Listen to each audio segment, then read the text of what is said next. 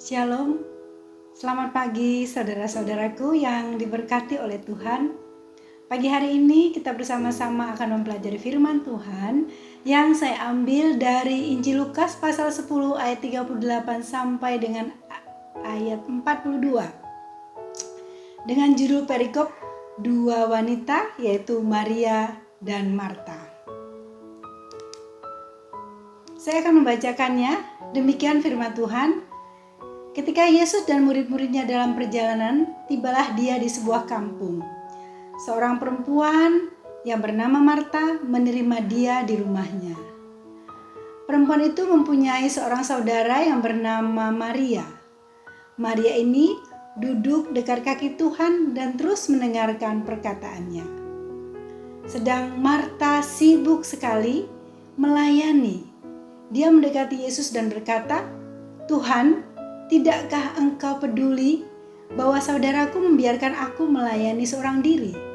Suruhlah dia membantu aku." Tetapi Tuhan menjawabnya, "Marta, engkau khawatir dan menyusahkan diri dengan banyak perkara, tetapi hanya satu saja yang perlu. Maria telah memilih yang terbaik, yang tidak akan diambil daripadanya." Mari kita berdoa untuk kita merenungkan firman Tuhan. Terima kasih Bapa, kami mengucap syukur pagi hari ini. Tuhan berkenan membangunkan kami dan memberi kepada kami nafas hidup sehingga kami boleh datang kepadamu memohon berkat Tuhan. Kami rindu belajar firman-Mu, curahkan Roh Kudus Tuhan supaya kami boleh mengerti, sehingga kami mengetahui tugas panggilan dan pelayanan kami, agar semuanya berkenan bagi Tuhan. Terima kasih Bapa, di dalam nama Yesus kami sudah berdoa. Amin. Baiklah saudara-saudaraku, saya ingin bertanya kepada kita semua. Apakah Anda suka melayani? Apakah Anda senang melayani? Kita sering mendengar teman atau saudara berkata, "Saya mau pergi pelayanan." Ya, pelayanan itu adalah tugas kita semua. Dan kisah dalam Injil Lukas ini akan menginspirasi kita tentang apa yang dimaksud dengan tugas diakonia atau tugas pelayanan. Tugas diakonia atau tugas pelayanan ini adalah bagian dari 3 tugas gereja. Tugas gereja ada 3, yang pertama adalah marturia, kedua adalah koinonia, dan yang ketiga adalah diakonia. Nah, tugas diakonia ini adalah tugas pelayanan. Pertanyaannya, sejak kapan tugas diakonia itu menjadi tanggung jawab kita? Ketika Adam ada di dalam Taman Eden, dia telah mulai melakukan tugas itu. Kejadian 2 ayat 19-20, kita boleh baca, di sana dikatakan bahwa Adam memberi nama semua makhluk yang Tuhan sudah ciptakan. Inilah panggilan pertama manusia untuk melayani. Lalu kemudian tugas pelayanan itu terus dilakukan oleh murid-murid 12 rasul karena teladan yang telah diberikan oleh Yesus. Matius 20 ayat 28 berkata, "Sama seperti anak manusia datang bukan untuk dilayani, melainkan untuk melayani." Dan sekarang pelayanan adalah menjadi tugas kita semua. 2 wanita yang telah kita baca di dalam Injil Lukas 10 tadi bernama Maria dan Marta. Mereka bertemu dengan Yesus dan menerima Yesus di rumahnya. Pertemuan ini adalah sebuah pertemuan istimewa, ya. Mereka begitu bersukacita oleh karena kehadiran Yesus di rumahnya. Oleh karena rasa kagum, rasa hormat, kehadiran tamu istimewa ini diterima. Dan mereka berdua memberikan pelayanan yang istimewa pula. Apakah pelayanan-pelayanan istimewa yang telah dilakukan Maria? Apakah pelayanan istimewa yang telah dilakukan Marta? Dalam ayat 40 dikatakan, Marta sibuk sekali melayani. Marta sibuk sekali melayani. Melayani menyiapkan makanan, minuman, bahkan yang lain-lain, sebagaimana layaknya seorang ibu yang menjamu tamu istimewa di rumahnya. Bagaimana jika Anda sebagai ibu di dalam rumah tangga akan kedatangan seorang tamu spesial, tamu istimewa?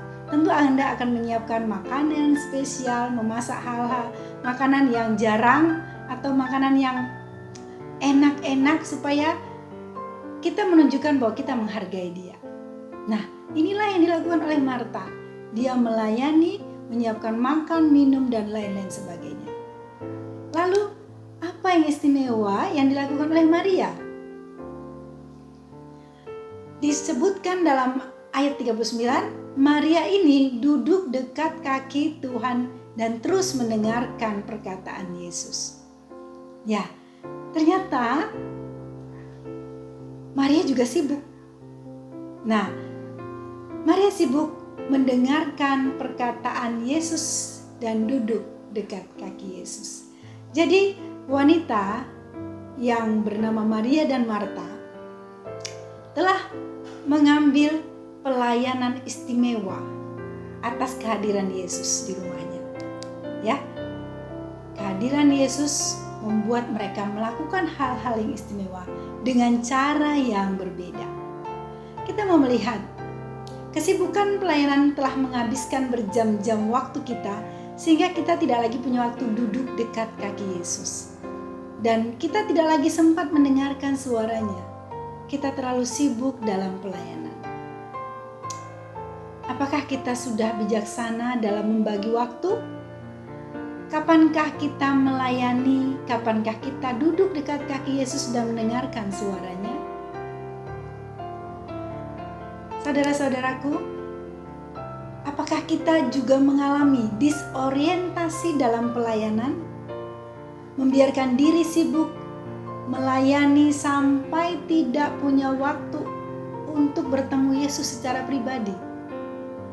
Dan kita melupakan bahwa ada yang lebih penting, yaitu kita harus memilih yang terbaik seperti Maria, pilihan yang akan membawa kita ke sorga.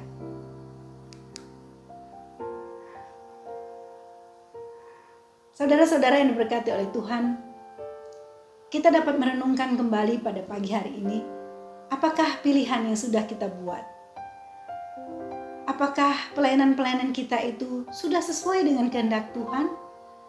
Ataukah kita hanya sibuk melayani tanpa memiliki hubungan pribadi dengan Tuhan? Kiranya Tuhan menolong kita untuk bisa memilih bagian yang terbaik, yang kekal, yang tidak akan diambil dari bagian kita sampai Tuhan datang kembali. Kita harus memilih, saudaraku. Ketika kita berkata kita mau melayani, itu artinya kita hendak melakukan perintah Tuhan. Dan perintah Tuhan hanya dapat kita mengerti jika kita mendengarkan suaranya.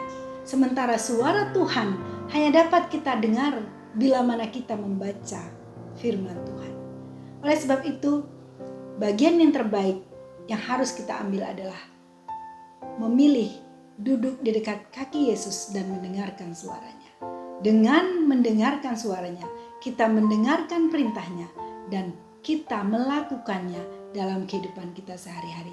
Dan pelaksanaan dari firman Tuhan itulah manifestasi dari pelayanan yang sesungguhnya. Saudaraku yang diberkati oleh Tuhan, mari kita renungkan kembali pelayanan kita, biarlah kita memilih bagian yang terbaik dan kita boleh menjadi saksi-saksi Tuhan melalui pelayanan yang kita lakukan sesuai dengan kehendak Tuhan. Selamat pagi untuk kita semua, selamat beraktivitas. Tuhan Yesus memberkati, tetap semangat dan tetap menjaga kesehatan.